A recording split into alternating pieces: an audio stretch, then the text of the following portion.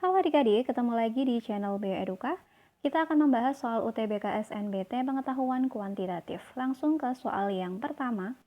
Dari angka 2, 4, 5, 6, 8, dan 9 akan dibentuk bilangan ganjil terdiri dari 3 digit berbeda.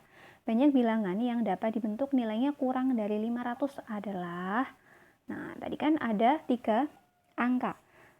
Yaitu ada kalau dia nilainya kurang dari 500 berarti ada nilai ratusan itu sendiri, kemudian nilai puluhan dan nilai satuan. Nah, untuk nilai atau angka yang akan kita masukkan ke dalam nilai ratusan, angka yang kurang dari 500. Berarti kira-kira dari angka 2, 4, 5, 6, 8, dan 9 ini angka berapa yang nilainya kurang dari 5? Yaitu angka 2 dan 4 saja. Ini ya. Jadi ada 2 angka, maka di sini kita isikan 2 angka. Kemudian kita langsung ke bagian satuannya. Nah, tadi kan angkanya harus ganjil. Nah, karena dia tadi angkanya harus ganjil, berarti di antara bilangan 2, 4, 5, 6, 8, dan 9 ini angka berapa saja yang ganjil? Yaitu angka 5 dan 9. Jadi jumlahnya ada 2. Kemudian yang diisikan di dalam puluhannya itu berapa angka? Nah, di sini kan ada keterangannya 3 digit angka yang berbeda. Sehingga tidak boleh ada angka yang berulang.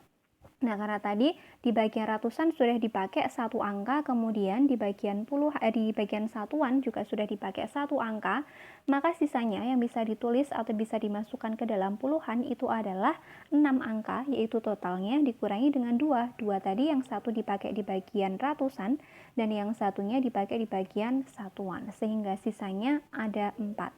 Maka di bagian puluhan ini kita bisa menggunakan 4 variasi angka yang berbeda.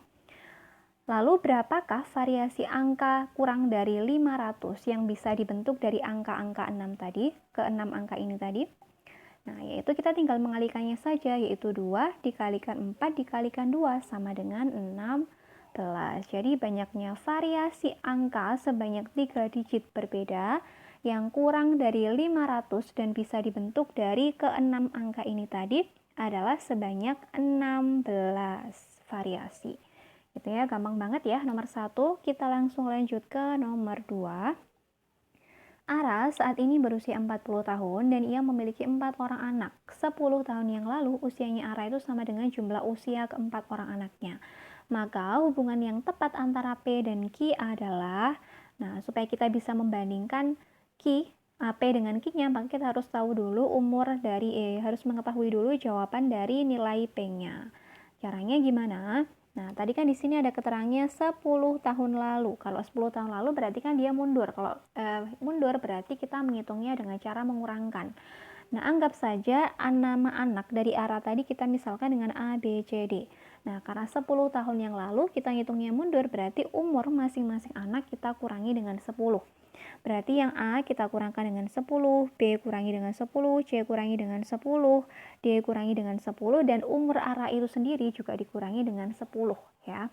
Sehingga A, B, C, D ini seharusnya yang min 10 ditambah min 10 tambah min 10 tambah min 10 itu kan min 40 ya. Nah, karena awalnya tadi min 40-nya itu kan berada di ruas kiri, harusnya kan gini. A tambah B tambah C tambah D min 40. Nah, awalnya kan tadi baru sama dengan 30. Nah, kemudian yang min 40-nya ini dipindah ke ruas kanan sehingga menjadi positif nih. Maka A plus B plus C plus D sama dengan 30 ditambah 40. Maka A plus B plus C plus D adalah 70. Nah, kita sudah dapatkan nilai ini.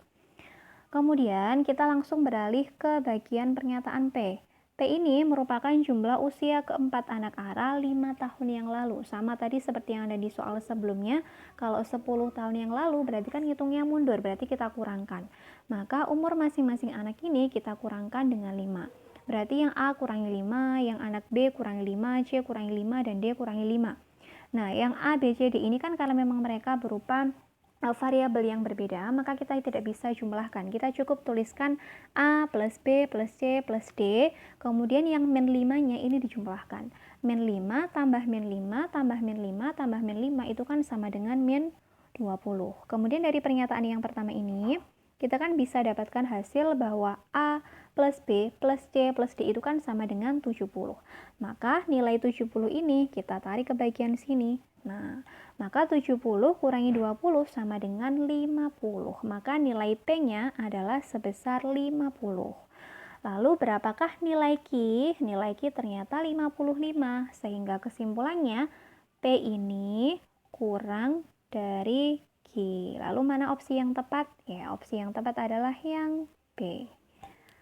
Kita lanjut ke soal nomor 3. Jika X, Y itu bilangan yang lebih dari 0, maka berapakah nilai Y apabila diketahui pernyataan yang pertama, X kurangi Y itu sama dengan 2, kemudian pernyataan yang kedua, X kali Y itu sama dengan 15. Maka caranya kita gunakan dulu dari pernyataan yang pertama. Pernyataan yang pertama ini X kurangi Y sama dengan 2. Maka gimana cara mendapatkan nilai X-nya? Ya, maka kita cukup memindahkan minus Y ke ruas kanan. Jadi min Y yang awalnya di ruas kiri dipindahkan ke kanan, sehingga nilainya menjadi positif. Maka X sama dengan 2 plus Y. Kemudian kita pindah ke pernyataan yang nomor 2, yaitu X kali Y sama dengan 15. Nah, dari pernyataan pertama tadi kan kita mendapatkan nilai atau mendapatkan hasil bahwa X ini sama dengan 2 ditambah Y. Maka kita substitusikan nilai ini ke dalam sini. Kita gantikan nilai X. X, Y sama dengan 15, maka X-nya tadi adalah 2 plus Y dikalikan dengan Y sama dengan 15. 2 kali Y, 2Y plus Y kali Y kuadrat sama dengan 15. Nah, supaya kita bisa mengerjakan, maka kita ubah menjadi persamaan kuadrat. Yang nilai positif 15 ini kita pindah ke ruas kiri, sehingga harusnya nilainya menjadi min 15. Ini harusnya Y kuadrat ditambah 2Y min 15 sama dengan 0 ya, bukan plus 15. Nah, lalu kita cari dua angka yang apabila kita kalikan hasilnya adalah min 15 dan apabila kita jumlahkan hasilnya adalah 2 atau positif 2. Maka kira-kira angka berapa? Ya, benarnya itu angka positif 5 dan min 3. Jadi positif 5 kalau kita kalikan dengan min 3 itu hasilnya adalah min 15. Kemudian kalau positif 5 kita jumlahkan dengan minus 3 hasilnya adalah 2. Maka kalau kita faktorkan Y kuadrat plus 2Y min 15 sama dengan 0 ini faktornya adalah Y plus 5 dikalikan dengan Y min 3. Maka nilainya Y sama dengan min 5. Kenapa kok jadi min 5?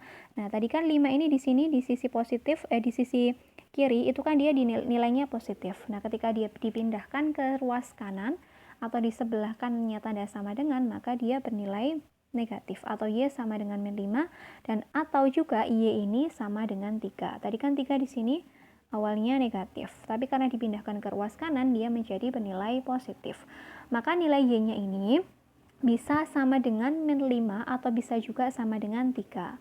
Nah, kalau yang diminta di soal nilai X dan Y ini harus bernilai lebih dari 0. Maka di antara min 5 sama positif 3 yang bernilai lebih dari 0 itu adalah 3. Atau nilai Y-nya sama dengan 3. Maka kesimpulannya gimana? Ya, antara pernyataan pertama dengan pernyataan kedua ini mereka sama-sama saling dukung, jadi saling melengkapi. Dari persamaan 1 kita bisa dapatkan nilai X, kemudian nilai X-nya ini kita substitusikan ke dalam persamaan kedua.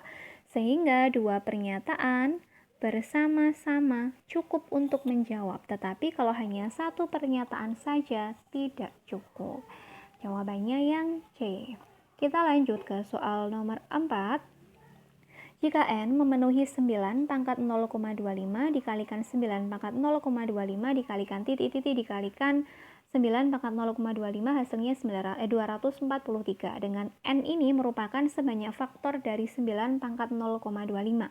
Maka nilai dari N-6 dikalikan dengan N plus 1 sama dengan berapa? Nah, kita harus terlebih dahulu mencari nilai N-nya ya. N tadi apa? N merupakan sebanyak faktornya dari perkalian 9 pangkat 0,25. Nah, maka kita tuliskan dulu seperti ini. 9 pangkat 0,25 dikalikan N itu kan sama dengan 243. Kenapa pangkatnya dikalikan N? Ya karena kita tidak tahu 9 pangkat 0,25 itu dikalikan sebanyak berapa kali atau sebanyak N kali sehingga didapatkan hasil 243. Kemudian antara angka yang bulat ini kan yang bulat angka 9 atau angka pokoknya itu kan angka 9 sama 243. Maka kita cari pemfaktorannya.